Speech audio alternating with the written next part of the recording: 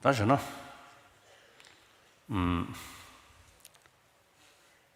제 탐지 좀 보긴 뒤주에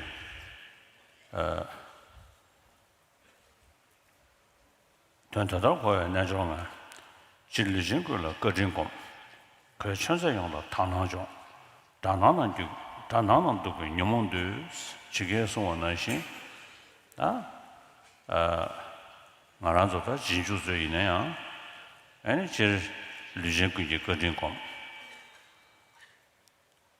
레렌 탐지 찍었다 그걸 거진 처럼 저는 소야 되래샤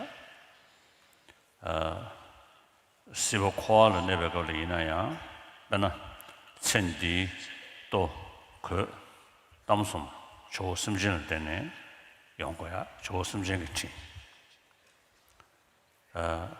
엔데네 치몽건도 두야승이디 미기 죽은 거다 지금 그다음에 연거야래 근데 인도 지금 소주 공원에 소원지기 어디디 패쳐 조심진 때네 연거야 조심진이지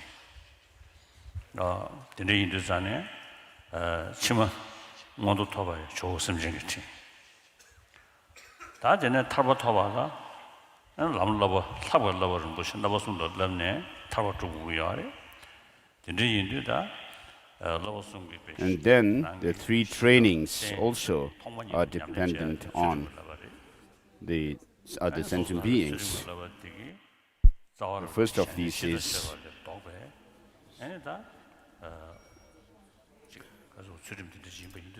so everything good that we experience in the world, our daily needs and fame and so forth, as well as all the practices of the three trainings which we do are done in relation to sentient beings. And so these trainings are based on of the three. We start with the practice training of morality as the basis for the other two. And so omniscient state of Buddhahood comes through bodhicitta, which is rooted in compassion, which in turn is based on loving affection. And so, as Shantideva says, we attain Buddhahood in reliance on both both sentient beings and Buddhas.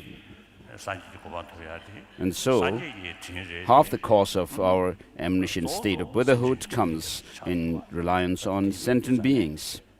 And so our practices of method and skillful means and wisdom come in reliance on sentient beings or in relation to. So, beginning with the goodness in samsara, the goodnesses in samsara, up to the omniscient state of Buddhahood, all come in relation to sentient beings. And therefore, the first Dalai Lama, having practiced all these paths, that he says that we should feel grateful to all sentient beings. And then his disciples like Benjin Yishitsemo and others, and they said with sadness that now that you, the omniscient one, referring to the first Dalai Lama, is now very old.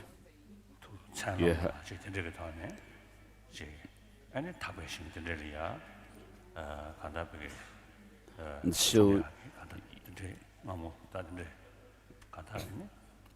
they said that you, Benjin Yishitsemo and other disciples, have said that you have actually completed your enlightened activity to serve sentient beings, and now you may be focusing on taking rebirth in the Sukhavati land. As then in reply to Panchen Yeshe Tselmo and other disciples, the first Dalai Lama said that I don't have any intention or wish to be born in Sukhavati land, a pure land, but to be born in places where I can serve sentient beings. So when I read these in the biography of the first Dalai Lama, I really felt inspired and moved by it. And so, as the disciple of Master Tsongkhapa and others, he had all the qualities of a master in terms of scholarship and learnedness, and then nobility and gentleness or humility. And so the first Dalai Lama actually founded the Teshil Himbu Monastery. But then, during the second Dalai Lama's time, he was unable to live in the Teshil Himbu Monastery due to certain circumstances. Although he was there in the beginning, but then he moved to Drepung, and then continued his studies and became abbot of Drepung and Sera Monasteries.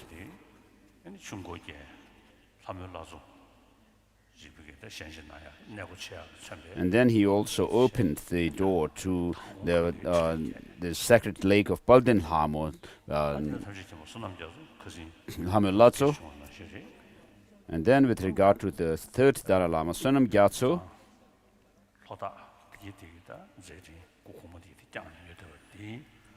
so he continued his enlightened activity, continuing with the legacies of the first two Dalai Lamas.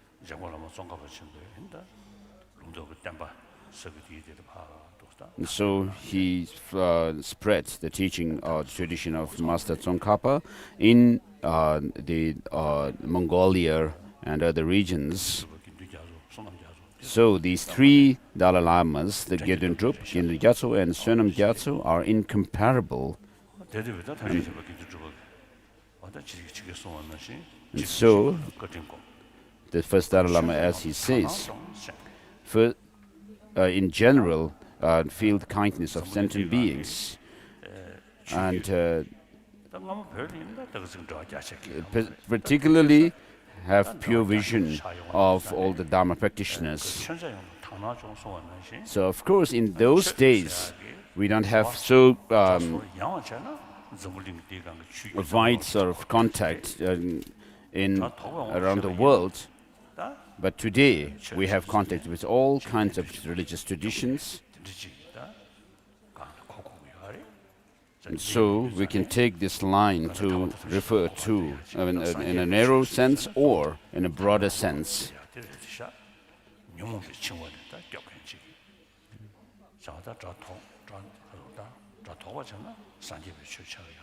So here have pure vision or respect for all practitioners of all religions can mean either Buddhist practitioners who practice the path leading to liberation and so forth.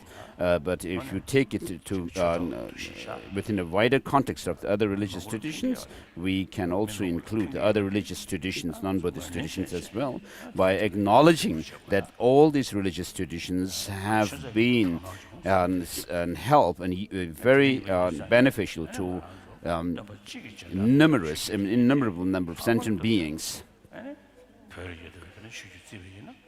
And then with regard to Buddhism, the Tibetan tradition is one which combines both Sutra and Tantra. So all the religious Tibetan Buddhist traditions have both the traditions of Sutra and Tantra, and therefore it is very important for us to have pure vision of all the practitioners of all these traditions. And then he says, goes on to say that subdue this enemy that is within. So the real enemy is the three poisons and the negative emotions that we have. We should not be negligent about it, but pay attention and to and try to subdue the inner enemies. So this is very important. So I wish to say this. So in order to subdue the negative emotions, we need to know how to do it. And therefore, as Kungdan Rinpoche said, having attained this precious human life and met with the Guru, and having met with the Dharma friends, and listened, having heard the teachings, make this life a meaningful one. And so we have been born in a place where the Dharma has spread, Dharma flourishes, and we are taken care of or guided by masters, qualified masters, and we are amongst practitioners, ocean of practitioners of the Dharma. In the beginning, when we came to exile, of course, the only things we were familiar with, the sky and the earth. And so when I left Noble Inca, I didn't have any other things to carry with me. I brought with me a text of Lam Rim, or the great treatise on the stages of the path to enlightenment, by Lama Tsongkhapa, Master Tsongkhapa, and then some of my my shirts, monastic shirts, and I also brought with me the divination dyes for doing divination, which belong to the 13th Dalai Lama, because I need also to survive, to do pujas for others, and then some other articles which belonged to the second Dalai Lama and so forth. And then those who fled from Drepung, Gaden, Sera, and so forth, you also fled Tibet wearing whatever is on your back, and called hastily leaving Tibet to survive your life, to be alive. So in 1973 or so, I was in Switzerland. I went there. And so some of our Tibetan refugees who moved to Switzerland actually went to garbage area where the Swiss people threw their different things. They actually picked cups and so forth, which were in good shape. So we didn't have even a box to carry with us when we fled Tibet. But then later on, as we acquired a box, we also acquired other things to put in it, and then accumulated more and more things. And then the Indian government, with the help of Indian government, there were about 5,000 monks from the different monastic institutions. So as we requested that at least 1,500 monks should be accommodated in somewhere to continue their study and practice. And although the Indian government only in the beginning said they could take 300, but we requested to take 1,500, and then some kind of place for their accommodation and study and so forth was prepared in Baksa. And so because of the weather, the food got rotten, and then many, because of the climate, many people actually died.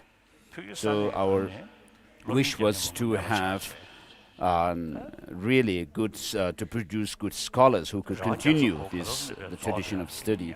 And then there was a danger of actually the number of these scholars depleting quickly because of such situations, and therefore we started moving the monks down to South India here.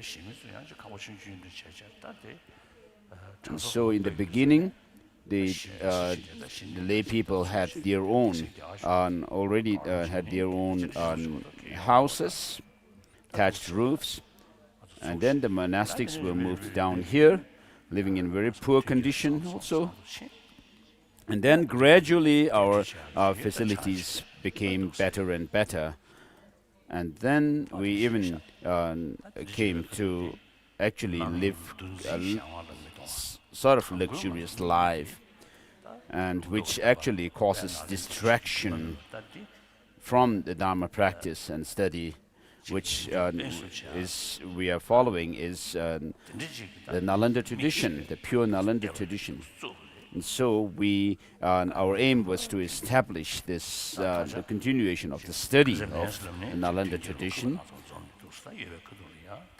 And so while we have now all the necessity conditions, as it is said, such is very difficult to find, and therefore we should not procrastinate, but take full advantage of it. So, with regard to this, in connection with Guru devotion, Master Tsongkhapa says that taking essence or making this life meaningful is not just have some kind of experience which you may call the realization of Dharma and so forth, qualities and so forth, but you should actually engage in the practice of the three trainings. And therefore I wish to request for you, the monastics here, to really work hard in your studies and practice, and through which your contribution to Buddha Dharma must come, which in turn are taught in the practice of taught in the classic texts. So the best tools for our practice of the Dharma are found in these classic texts. Merely doing some kind of a retreat and doing some mantras and so forth will not help, because we have this very clever clinging to true existence and also cherishing self-cherishing attitude. And therefore it's very difficult to overcome these merely through some blessings, so-called blessing from your lamas, because we find in these classic texts that these self-cherishing attitude and the grasping at true existence can be actually made dumbfounded, speechless, through lots of arguments that are made given in the classic text. And so I'm actually telling you this from my own experience, having so all our studies, your studies, must be integrated within to destroy or to subdue these inner enemies, and not for more or greater jealousy, nor for making more money and wealth. So if you do this, then you're actually making a mistake.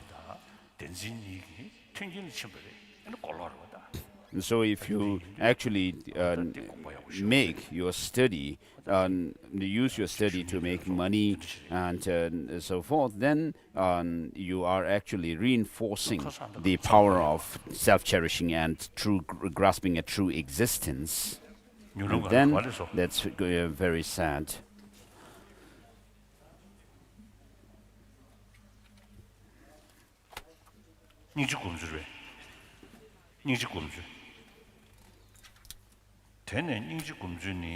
So we are on the swift path.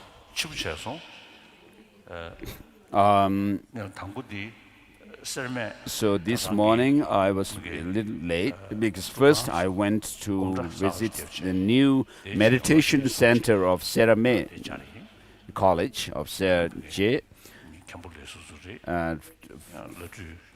and so I visited there, and some of you lamas and tulkus and abbot were also present, and we did some. I talked and gave short talk there, and then I went to see the the former abbot Sera Monastery again, Lotutop. So he was a very close friend of mine. He had requested an audience with me, but then and then I agreed, but then he was not able to come to me. And so in the past I had visited Gerong Kensur,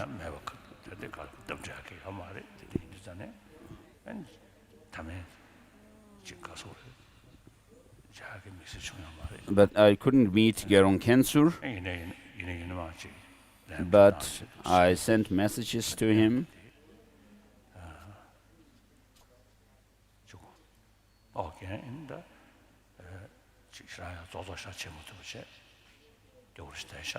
So Gyamlu Totop is rather frail now. He's not able to sit.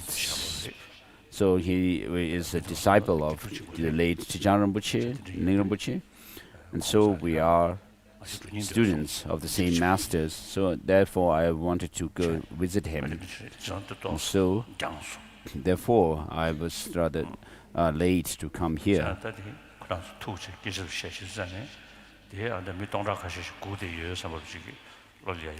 So while meeting them, I also felt a little bit and I was also thinking that I have thousands of people waiting for me at the teaching ground.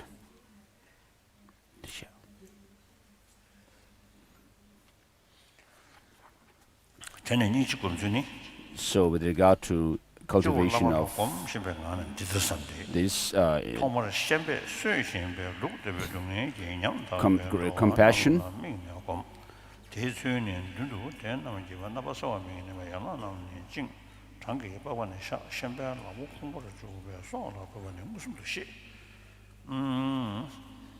so first of all, imagine your master on your crown, and then within that, while doing this visualization, imagine all sentient beings who are suffering as if they were being led to the slaughterhouse.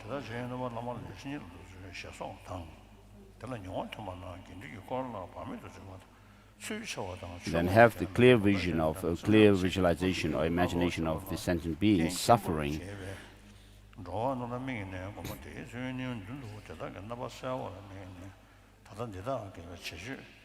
So in the slaughterhouse, that they are their limbs are being chopped off, and then their skin being pulled, and then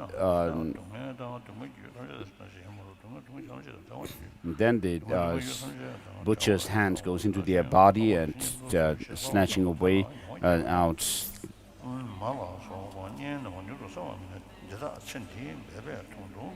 So these are something which we can imagine very clearly happening in with regard to animals.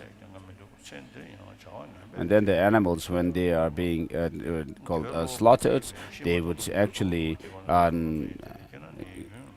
look up at this butcher, and then have intense suffering. And so make this prayer that may they be spirits free from suffering and its causes, may they be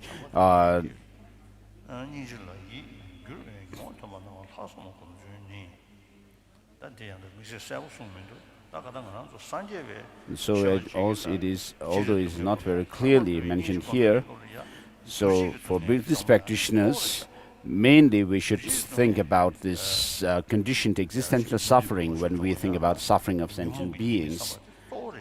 and which is to say that we need to think about the shortcomings or the default of negative emotions, because regarding the first two types of suffering, which are the obvious painful experiences and the changeable sufferings, these maybe even the practitioners of Christianity and so forth may be able to reflect on.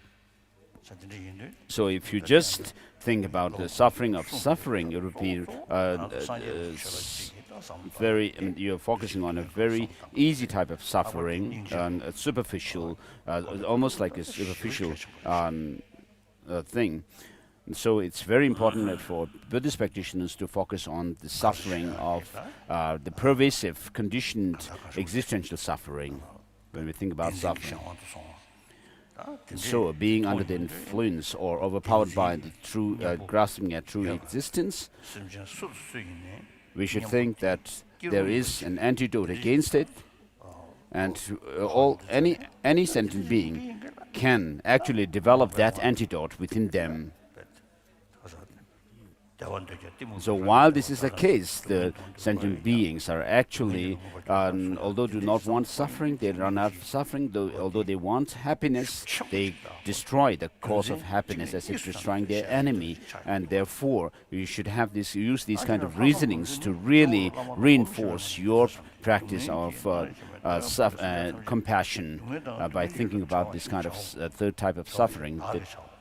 And therefore, you should think of also liberating all sentient beings from suffering, and especially leading them to the state of omniscience, which is free from the two defilements. So when you think about this, if you ask yourself, do you really have the capacity to free sentient beings from suffering? Of course not. So even the arahats who have reached nirvana do not have the capacity to liberate all sentient beings from suffering. But the Buddha, Buddha has the capacity to do so.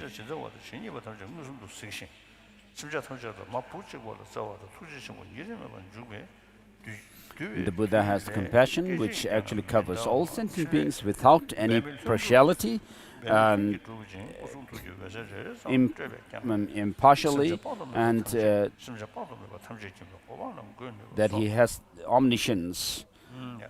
And so is able to, has the capacity or capability to lead all sentient beings, innumerable sentient beings, to the state of omniscience. So even each of his body, speech and mind, has that kind of capability to lead sentient beings to the state of omniscience. So perhaps if you take this kind of thing literally, there may be some problem to say that even the rays of light that emanate from the bodies of the Buddha and has that kind of capability may not be taken literally, as the Buddha himself has said that you are your own master. And he has said that he cannot, the Buddha has said that he cannot transpose his realizations into others. And did I tell this story that one Tibetan Lama has told his Chinese disciple that she should give him her money, and he will actually lead her to Buddhahood. So when this statement here also seems to be similar to that kind of thing, like rays of light from the Buddha.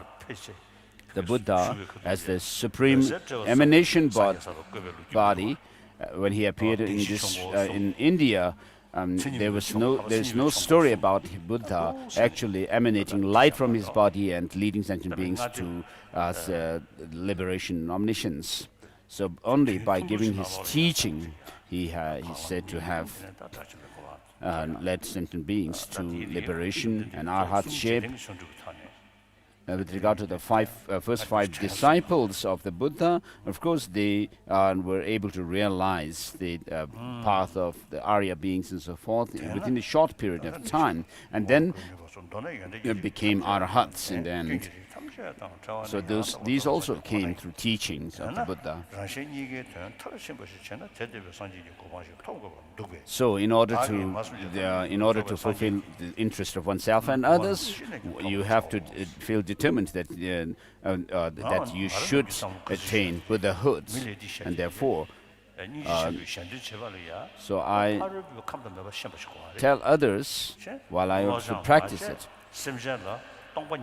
In order to help other sentient beings, you should know their mental capacities or dispositions, because it is said that to those untrained, you cannot teach emptiness right away. But there may be exceptional cases where people have very good imprints from the past life, and otherwise the very subtle karmic imprints and so forth would be very hidden from us. So in order to show the complete path without any mistake and precisely as needed, required for sentient beings, we need to know their mental dispositions, their needs, interest, proclivity, and so forth. And so, if the bodhisattvas have the choice between overcoming the obscuration of knowledge or obscuration of the negative emotions, they would choose the first. Because according to the Madhyamaka tradition, without overcoming the of course, in order to overcome the obscuration of knowledge, according to the Madhyamaka tradition, you cannot do so without having overcome the negative emotions, which leaves that kind of imprint on the latent potency of them, the obscuration to knowledge. So you may think that there are numerous Buddhas and Bodhisattvas who can actually help sentient beings to become liberated. Why should I engage in the practice of Bodhisattvas? And of course, to answer this, of course, Sada Prarudita, this bodhisattva, actually had visions and also teachings from various Buddhas, but they all prophesied that his main teacher was the Dharmottara, and so he was instructed to go to Guru Dharmottara, the Bodhisattva Dharmottara, because of his karmic connection, special karmic connection with him, because of which, if he relied on the Bodhisattva Dharmottara, then he would be able to have realizations quickly. So, of course, if we have to go back to the beginningless life, then we cannot talk about this sentient being having greater karmic connection with this particular deity or bodhisattva and Buddha and so forth. But and we have created karmas, special karmas, through which, over time, we may be more have more affinity towards some Buddhas and Bodhisattvas rather than others. So the Buddhas, when they are able to meet with beings who have very strong special connection, karmic connection with them, if they really did something for them, then they were able to help them better. So similarly, it is the case with between the Bodhisattva Sada Prarudita and Bodhisattva Dharmottara. So you should not think that the Buddhas and Bodhisattvas are there to help all sentient beings. Why should I bother to think about other sentient beings? So you should really think about this karmic connection between you and other sentient beings, and because of that, the faster or the quicker you, the sooner you become enlightened, Buddha, then the sooner you'll be able to help these sentient beings. And therefore, you should help this, have this determination to become a Buddha for the benefit of all sentient beings, and then seek the blessings of the gurus in order to be able to fulfill that goal.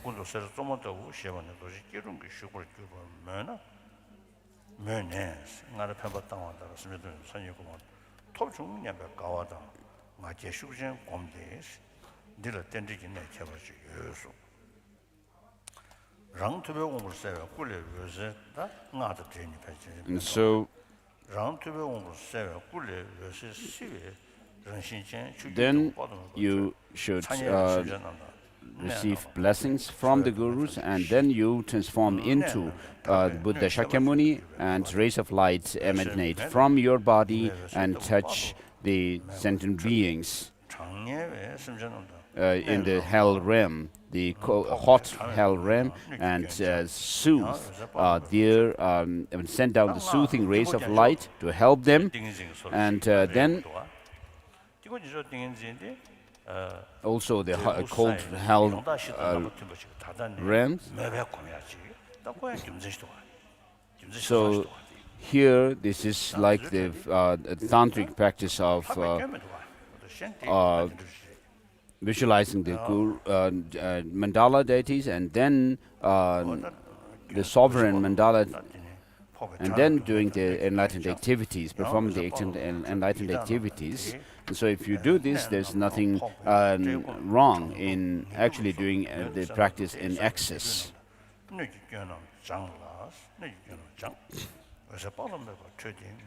And then you also do the same emanation of light into the other sentient beings, like human beings. And then again do the same visualization of purifying the negativities and suffering of the sentient beings in the demigod realms.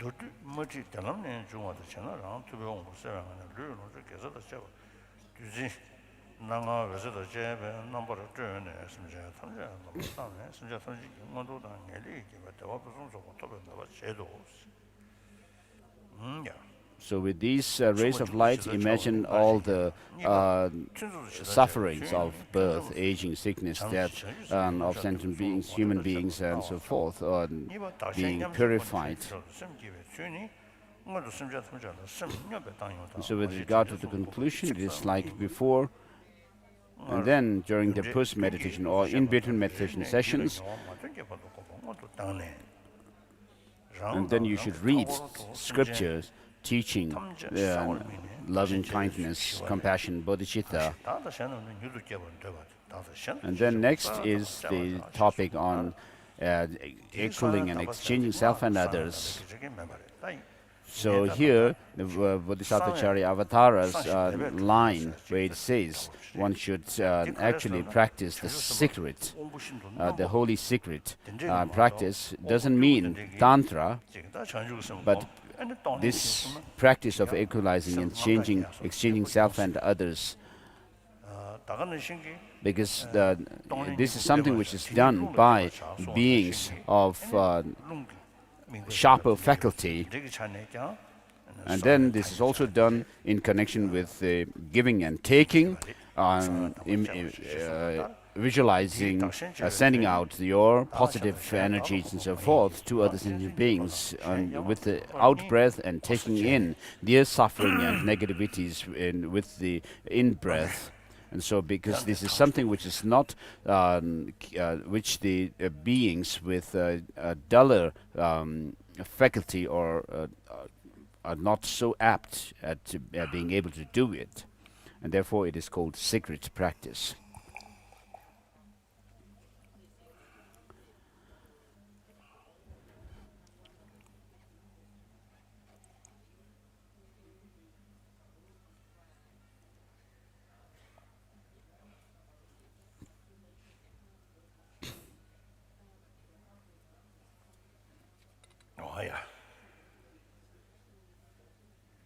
So His Holiness is taking his medicine, pang. He took it.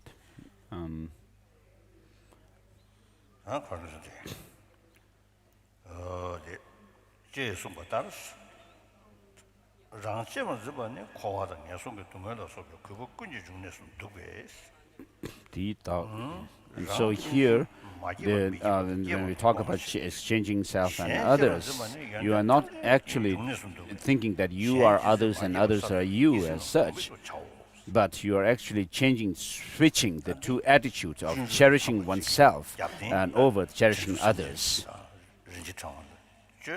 and disregarding one's own interest and regarding others' interest more important. And so you make request to your guru again to be able to do this kind of practice. And so by cherishing others, one can become fully enlightened, whereas so far, because of this self-cherishing attitude, I've been left in, I've remained in samsara, unenlightened.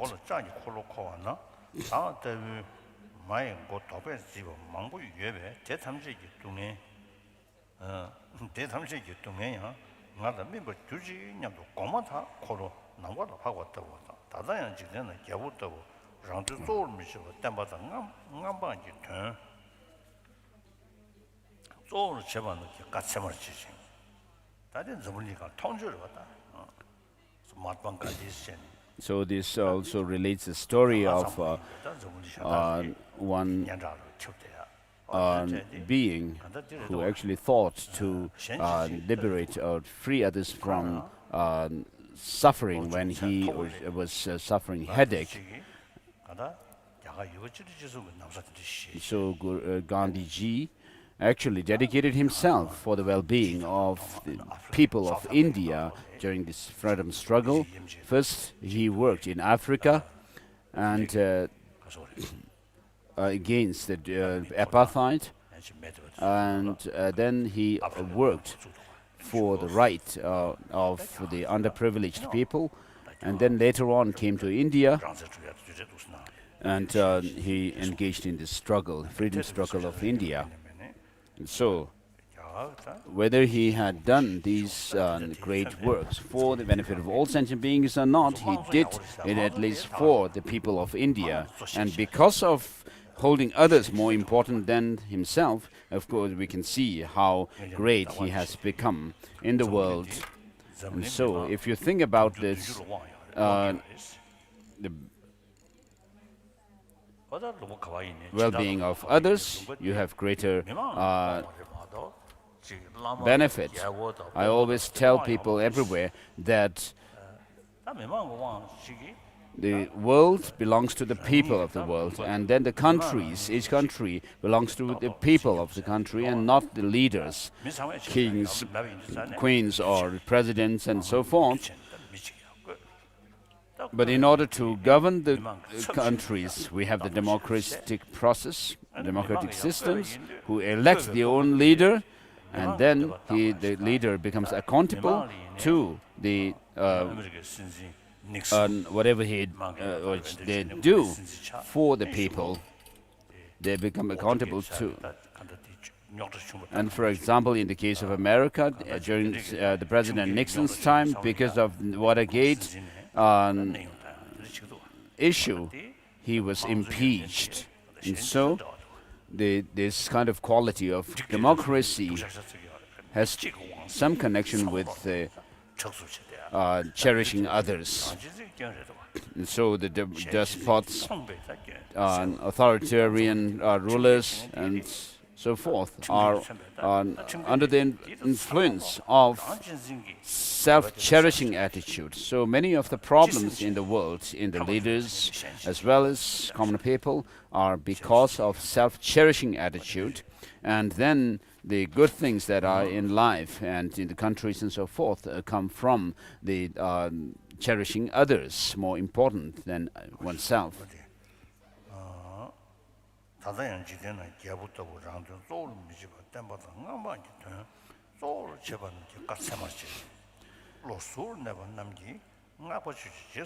So you should consider as authoritative the words of those who are unbiased.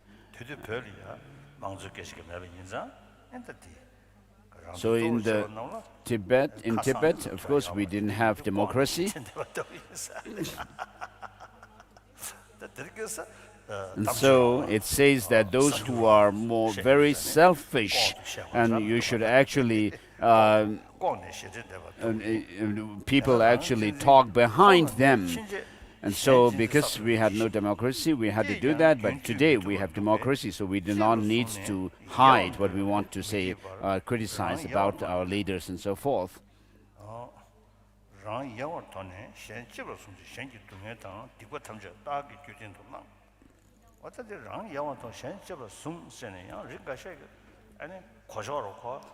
So as long as this selfishness is there, and you cannot have this attitude of cherishing others over yourself. And so when we think about cherishing others over oneself, it's not saying that we should not think about our own well-being, because we are thinking about bodhicitta, and with regard to bodhicitta, it is this mind or the thought to become enlightened for the benefit of oneself and others. You have both the aspirations for the enlightenment as well as the well-being of other sentient beings.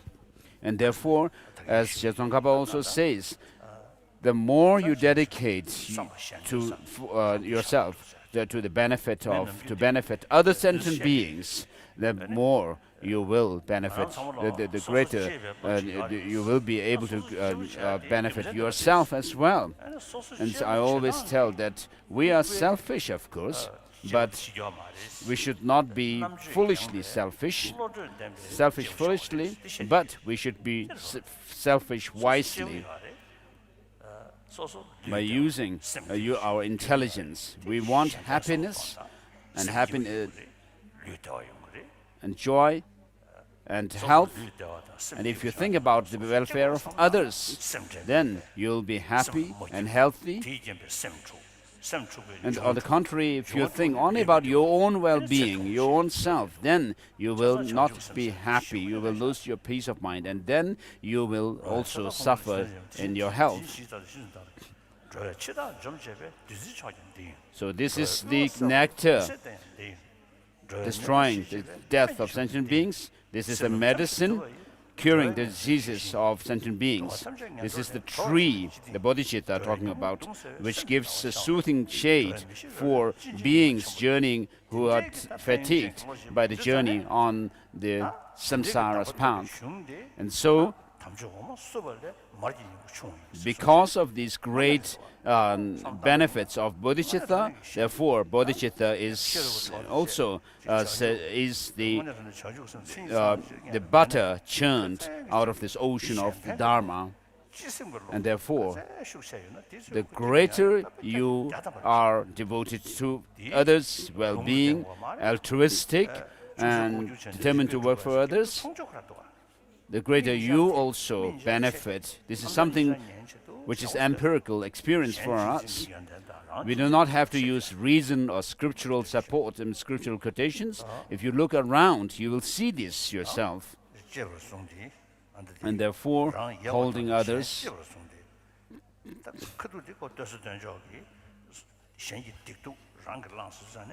so when you talk about taking on these negative actions and the suffering of others and giving out your own virtues and happiness to others, of course, when you consider this and think that whether you have the capability now to be able to serve others infinitely and so forth, of course you will find that you do not have that yet. And therefore you think of becoming a Buddha to benefit all sentient beings, a fully enlightened being. Now we'll switch to the 5th Dalai Lama's text.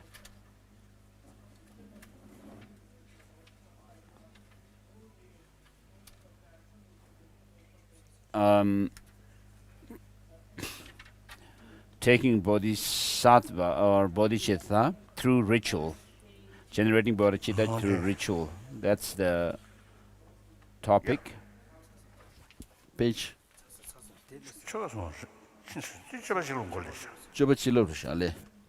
Actually, that is finished. Simkin, Jobachilo. Jobalobara. Slow, Tarish.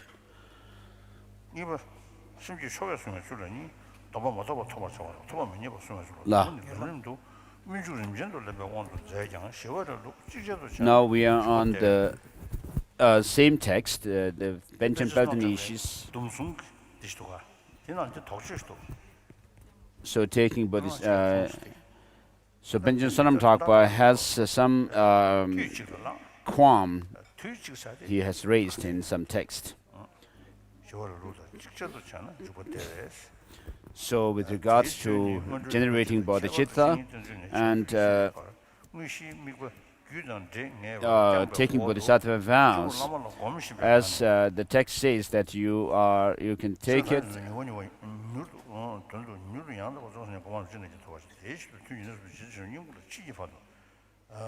So doing it simultaneously, Benjamin Sonam Thakpa has actually raised a qualm about doing these two simultaneously, which could actually be, as I said yesterday, this we find the verses that we find in Shantideva's text. We are doing it in one sequence, therefore it is referred to as doing it simultaneously.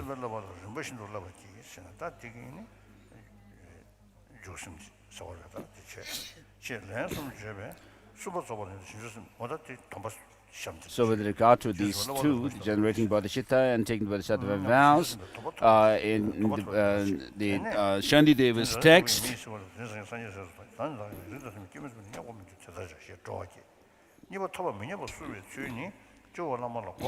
where you come to say that after calling on the Buddhas and Bodhisattvas to listen to you, just as all the Buddhas and Tathagatas and the Bodhisattvas have generated bodhicitta and then also have engaged in the bodhisattva deeds, likewise I will generate bodhicitta and engage in the bodhisattva deeds.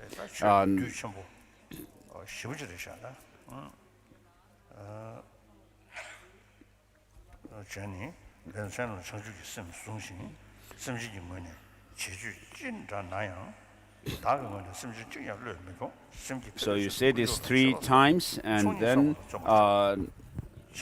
imagine having received bodhisattva vows, says, and then you say the prayers like feeling delighted for taking the having taken bodhisattva vows, that you have made this life a meaningful one, a fruitful one, and that you have attained an excellent human birth now, and you have been born into the Buddha's as a Buddha's children, into the Buddha's family, and you have become a child of a Buddha, and then now come what may, I will do whatever is in accordance with this lineage and do nothing to sully or tarnish this noble lineage. And then next is preserving or guarding the bodhisattva vows which you have received. Then here again you imagine the Buddha, your guru deity, on your crown, and then say that may I become a Buddha, a completely enlightened, a fully enlightened Buddha, for the benefit of all sentient beings. And therefore, reflecting on the benefit of the bodhicitta, you should generate bodhicitta 3 times a day and 3 times a night. And then engaging in the bodhisattva practices, having generated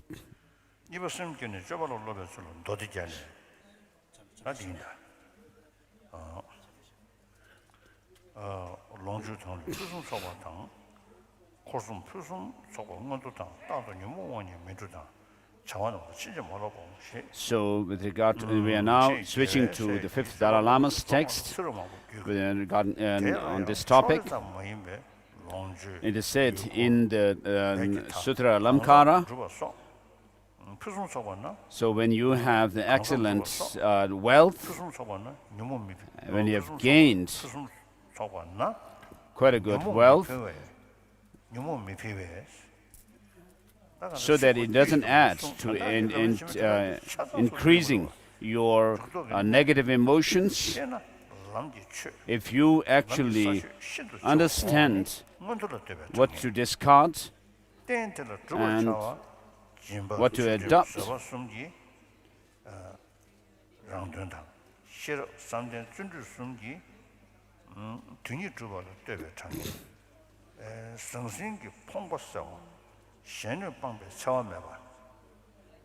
then you'll be able to do your practice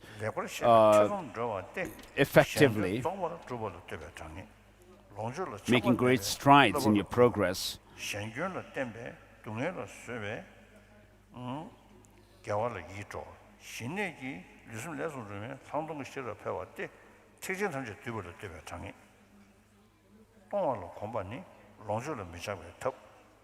So through the practice of morality, giving morality and patience, you do in this life, you help. These are practices to help others.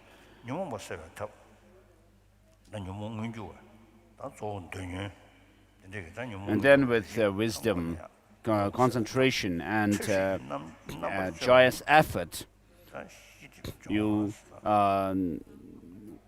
engage in the practice for fulfilling one's own interest, and so in this way, in the context of helping others in interest of oneself, you have the number of the practices as these 6 parameters.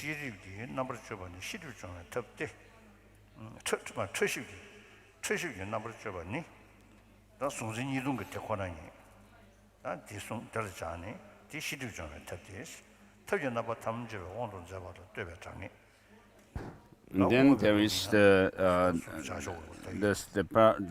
practice of the 6 perfections also is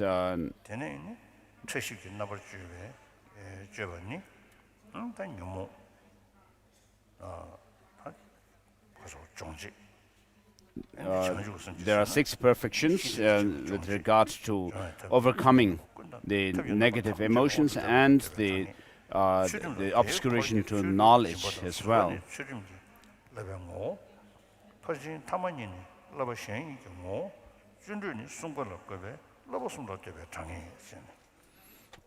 And so with these 6 parameters are also fixed in number in the sense of within the context of this 3 trainings as well. So Rinpoche actually gives a commentary to the lines that are found in the Sutra Alamkara with regard to these, the certainty in the number of the parameters as being 6 in number.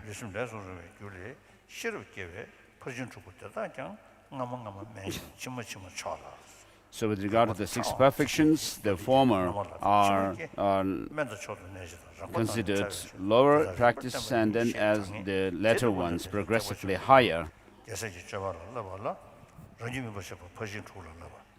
And so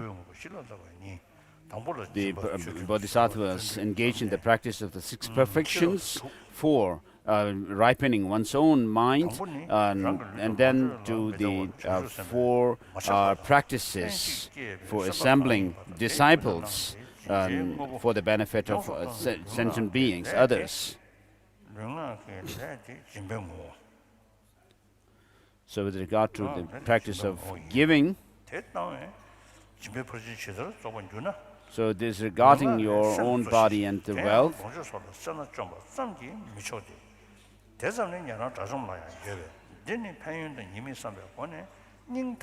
So it is this mind which is unattached to one's wealth and body.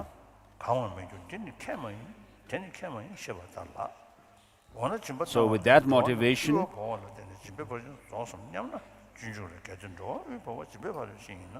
the action of actually giving your body completely on your body's speech and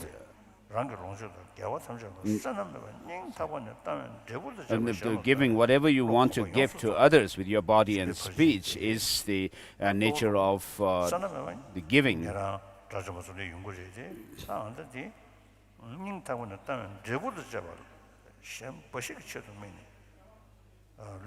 So your body, speech, your wealth and so forth is dedicated for the well-being of all sentient beings in this practice of giving. So just as the prayer in Ratnavali says that may all the elements become sustenance for the sentient beings, just as to enjoy as they like. And also the Bodhisattva Charyavatara says, like the earth and so forth, the great elements, may I be sustenance for the infinite sentient beings. So these are showing the practice of giving or generosity.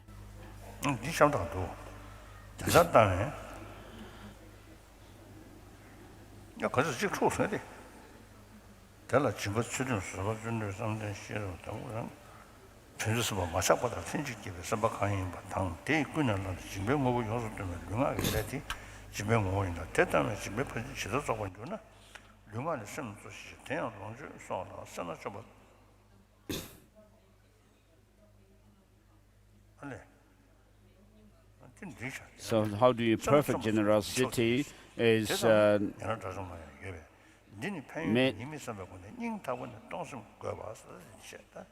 so it is not just overcoming the miserliness to in relation to your wealth and so forth, but because this is there even within the within those of the Shravakas and Pratyeka Buddha Arahats.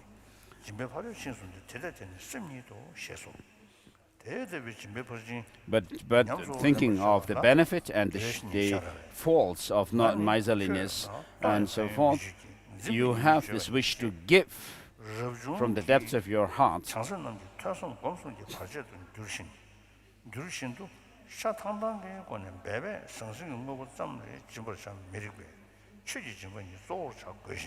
So for the Bodhisattva practitioners of the Bodhisattvas, Jnana, it is not only the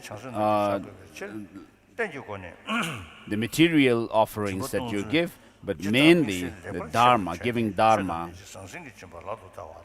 Because material offerings can be offered by the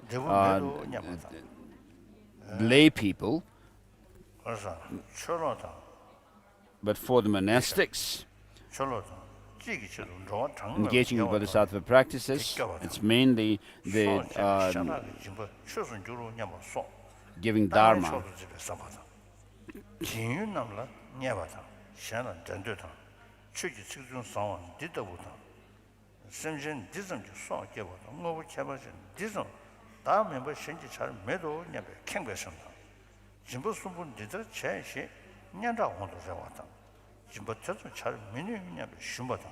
So Sharawa, the great master, the spiritual master Sharawa has said, I'm not going to mention about the benefits of giving, but I'm going to mention you about the shortcomings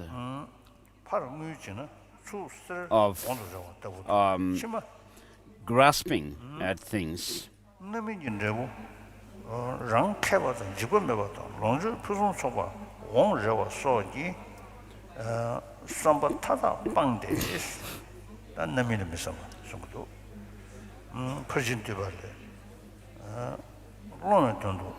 long 운동원 운동원 대세대 소배 전주 손에 빼외치 대신 두시 달러 샤세신 계획신인 두시 달러지 들었는데 집에 버리신 저거 저냐 거버름이 거다 당분에 딱이 최장 신 급에 누가도 똑같은 시간은 당신과 이미 죄에 레버도 충분히 2년도 먹어버름이 거다 니는 딱이 집에 버리신 저거 집에 계획신이 있노 냐베 신름이 거지 사바체로 숨들이 관해 지들동나 서버 배네 미서버도 받아 지금부터 시 뉴진도 초래선 껴받아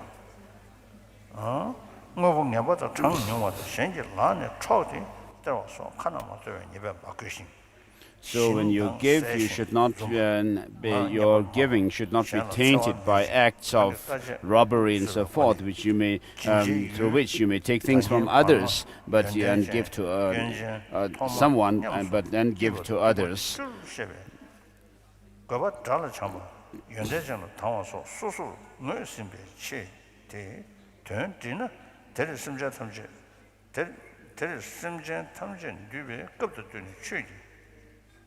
알아 오늘 따르디 급도 뛰니 최기 진번니 대고시 급도 뛰네 최기 진번니 대고시 중거 담배시 송로 공제도 잡았다 자체 소소라 소고 투모에 네 소 사선 다르게 권을 게 지들을 씹으신 된진 레베신 줄을 주고서 냠바별로다 전에 디다 남기 초선 공수신의 랑신기 된 다시 뭐 주고 주식이 냠도 삼신 나도 저 거지 최세배就是경험 생이는 데에 계획신을 찰린도 나오 So when you give things to Dharma to others, you should also dedicate that they may be able to realize these teachings.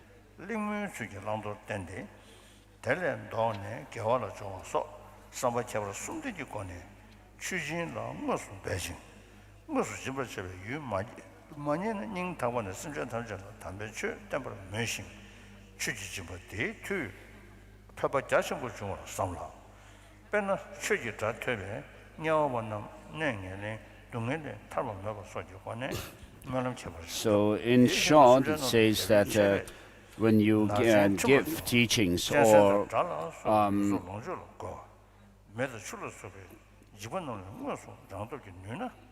to others, teachings pertaining to the scriptures of the basic vehicle and the Mahayana in assembly, in some assembly,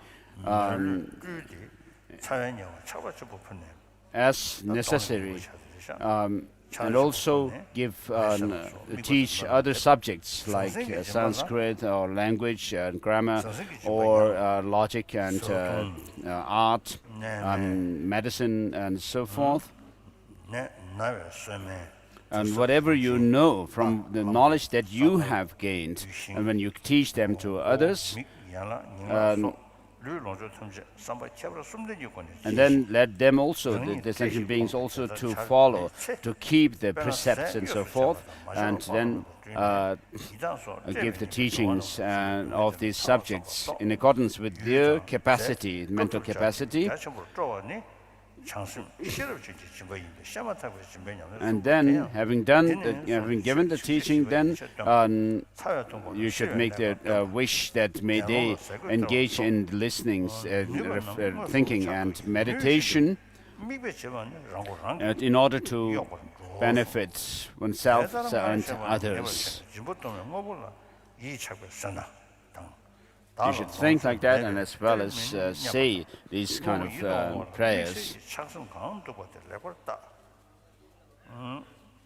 And then, having done the practice of giving, then you should dedicate whatever positive energy you may have gained through this, just as it is done in the tradition of the great spiritual masters.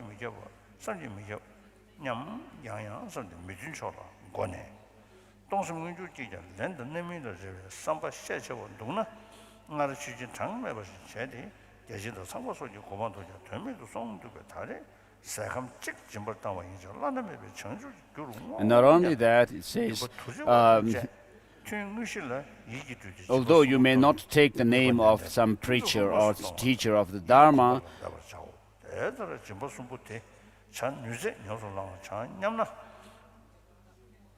if your friends are at the risk of indulging in negative actions, then you should give teachings in the form of some kind of a casual talk,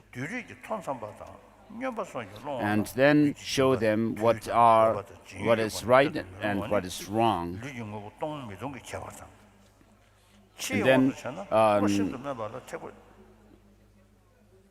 turn their attention from the negative ones to the positive practices.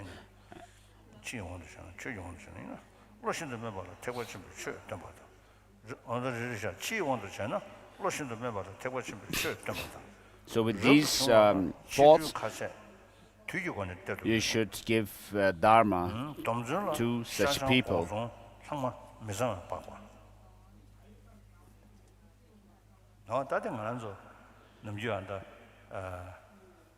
So with regards to vegetarian and taking to vegetarianism and non-vegetarianism, in the Vinaya, there is no abstention. The monks, monastics are not prohibited from eating meat, and therefore in Sri Lanka, Burma, Thailand and so forth, the Theravada countries, the monks do not abstain from taking meat. So I met one Sri Lankan monk who told me once, many years ago, that monks do not have any choice over which food they want. They cannot order the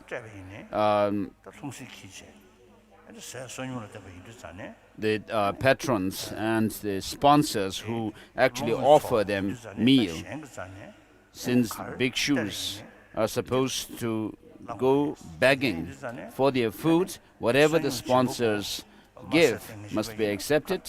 If the sponsor is non-vegetarian, then the monks should also accept the non-vegetarian food, and if the sponsor is vegetarian, then the monks should accept the vegetarian food they give.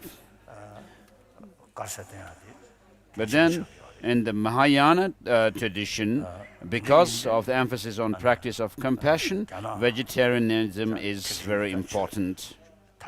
And so in China, which is a country where Mahayana has spread, the Chinese monks and nuns stick to vegetarian meal. But in Japan, Korea and so forth, there are Mayan practitioners who also take non-vegetarian meals, in vegetarian meal. But in Tibet, because of scarcity of vegetables and so forth, especially in the nomad areas, the nomads, without depending on meat, butter and so forth, and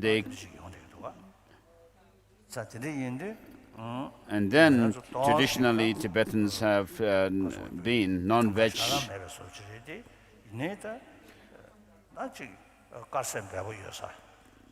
So there's not much restriction on a non-veg meal. But if you are in places where there are a lot of vegetables available, and rice and so forth, vegetarian meals, then we should actually take vegetarian food, take interest in becoming vegetarian. And so in the monastic institutions here in South India, and with the monastic institutions themselves have actually taken to vegetarian meal from the common kitchen. But then, and also in the Tibetan settlement villages, the common people, the lay people's villages, of course, we did not actually start piggery and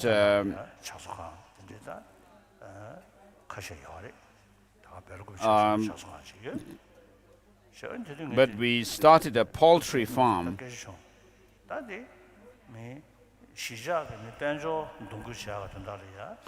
Then one time I told the representatives that unless it's really indispensable to have the poultry for the egg, we should not have the poultry farm. But they said this is for. They told me that the hens are for egg and not anything else. But then, when I asked them at one point, at some point the hens stopped giving eggs, and at that time, what do you do with the hens? And so they had no clear answer to me. So there may be the risk of taking these hens who have stopped giving eggs for slaughter in the camps here, villages. And therefore, I asked them to stop the poultry farm also. So because of our emphasis on compassion, it would be good to take to vegetarian meal. Except when your health, for the sake of your health, you need to take meat. You should take to vegetarianism. And then in the monastic institutions, the monks are engaged in very rigorous study, spending hours, many hours in their study from the early morning. Starting with the memorization of text, and then attending, taking part in debate, and then also reciting what they have memorized. And so the best is to take a vegetarian meal, but except when for your health, you need meat. And you should take. So I usually tell people that I have been advocating vegetarian meal, but I am vegetarianism, but I am actually taking non-veg meals. And the reason is, at some point in 1960s, for about 20 months, I was vegetarian. Then I suffered jaundice because of taking milk and then nuts and butter. I had this jaundice, because of which my whole body turned yellow. And so later on, I make joke about myself, saying that at that time I actually became a living Buddha with a golden body. So as they call in Chinese. So this living Buddha was not because of practice, but because of disease. So I became totally golden. My body turned golden. And then in 1966, and I suffered for a long time. And so that was 1966, and then I consulted allopathic medical doctors, as well as Tibetan traditional medical doctors, who advised me that I should go back to the original diet, non-vegetarian. And then I started eating meat, but not every day. I have meat 2 or 3 times a week.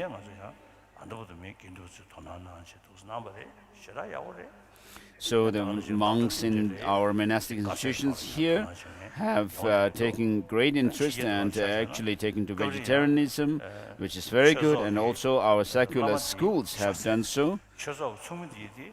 And then in the Western countries, there are people like our teachers, Tibetan teachers, who stick to non-vegetarian meal, but then the students are vegetarian.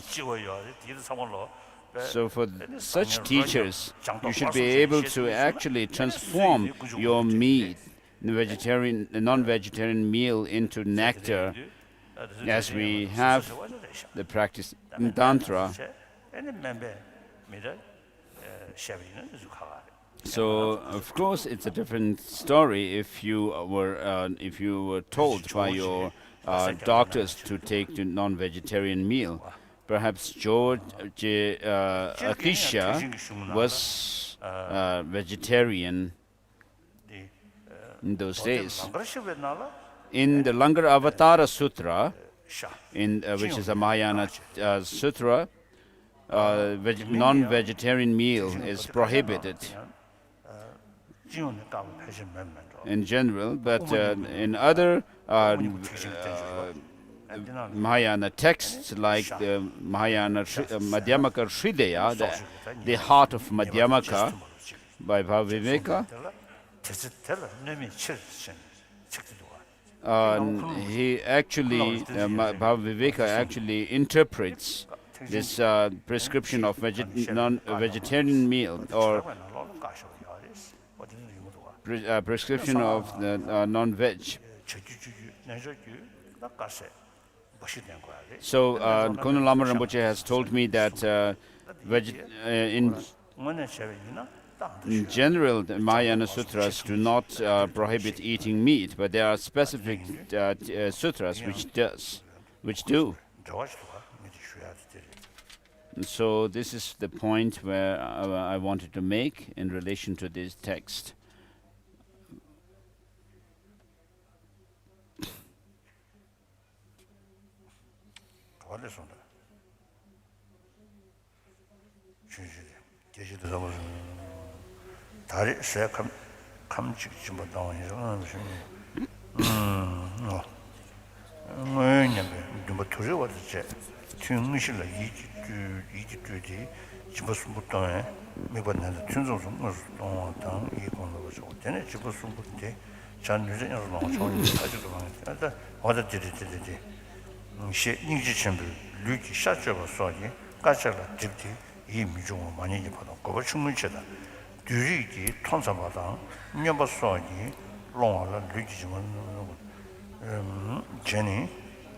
So His Holiness is making all these comments in connection with the text, where it mentions that fifth Dalai Lama's text, moved by compassion, great compassion, the Bodhisattvas engage in very difficult practices, such as actually cutting one's own flesh from one's body.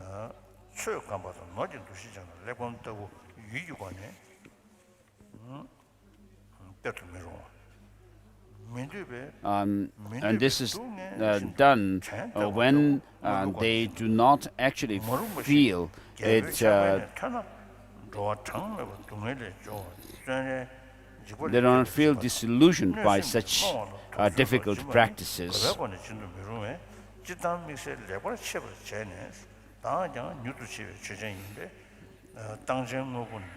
And then when the purpose or the benefit is not small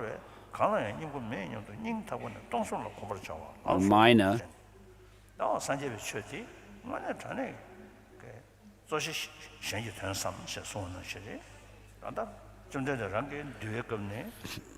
so mainly you have to think about the benefit of others, the long-term benefit. And for example, the Vinaya practices of the precepts are not fixed, and sometimes you need to see, according to the situation, what is best. And 땅 땡딘 노 그래서 때는 재미 방주 So these are the verses in the middle of the text, or intermediary verses.